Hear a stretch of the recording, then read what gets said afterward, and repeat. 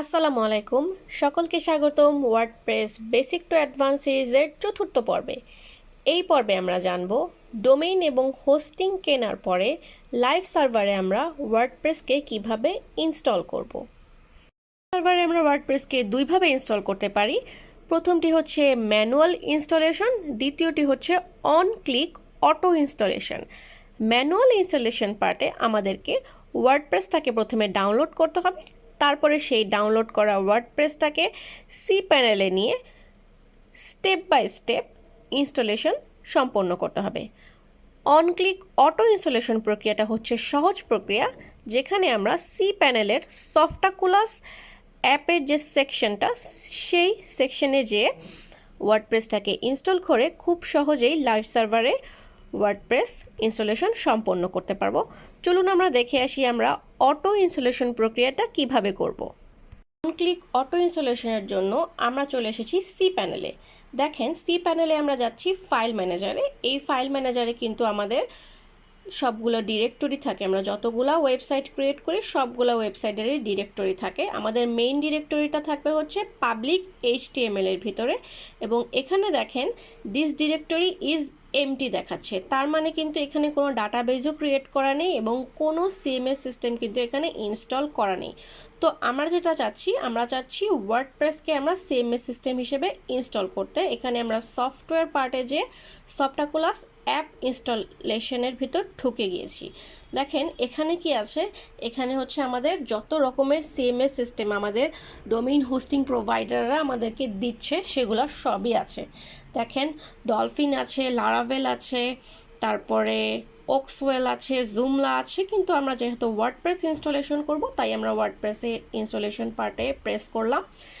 এখন আমরা যেটা দেখতে পাচ্ছি এটা কিন্তু আমাদের মেইন ডিরেক্টরি, এবং আমরা ডিরেক্টরিতে আমাদের ওয়েবসাইটের নামের সাথে WP অ্যাড করবো না দেখে WPটা কেটে দিয়েছি। এখন আমরা হচ্ছে সাইট নেম অ্যাড করছি। হ্যাঁ, আমি আমার সাইটের নেম অ্যাড করেছি আফরিন IT। তারপরে হচ্ছে সাইটের জন্য একটা লিটল ডিসক্রিপশন যেটাকে বলে সেটা দিলাম, আর ডিজিটাল মার্কেটিং এজেন্সি।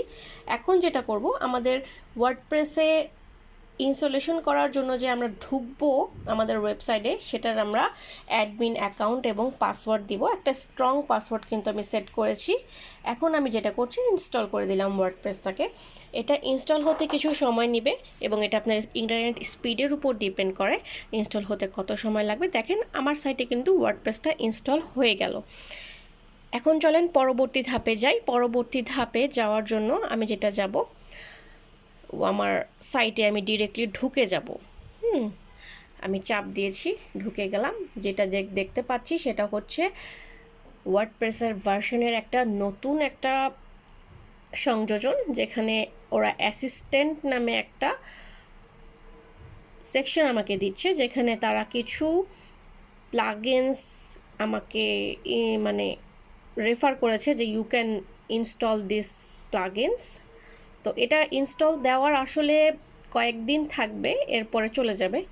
এখন যেটা করছি, আমরা ওয়ার্ডপ্রেস ইনস্টল হয়ে যাওয়ার পরে আমাদের ড্যাশবোর্ডে চলে আসলাম। দেখেন 6.7.1 ভার্সন ইনস্টল হয়েছে আমার ওয়েবসাইট afrinit.com-এ। এখানে পোস্ট রয়েছে, মিডিয়া রয়েছে, পেজ রয়েছে, সব কিছুই কিন্তু রয়েছে। চলুন আমরা আমাদের সাইটটি ভিজিট করি। এই দেখেন, আমার সাইটটি ঢাকা ওয়েব হোস্ট থেকে কেনা ছিল তাই এটা রয়েছে, কিন্তু আমার যে ডিফল্ট প্লাগইনটা, ডিফল্ট থিমটা, সেই থিম অনুযায়ী কিন্তু আমার ওই পেজটা আগে শো করলো। পেজটা অবশ্যই 2040 থাকবে, সেই অনুযায়ী শো করেছিল। আজকের পর্বে আমরা জানলাম খুব সহজেই কিভাবে আমরা ওয়ার্ডপ্রেসকে আমাদের সাইটে ইনস্টল করে নিতে পারি। ওয়ার্ডপ্রেস নিয়ে বিস্তারিত আরও জানতে সাবস্ক্রাইব করুন আমার চ্যানেলটি এবং চোখ রাখুন আমাদের পরবর্তী পর্বে।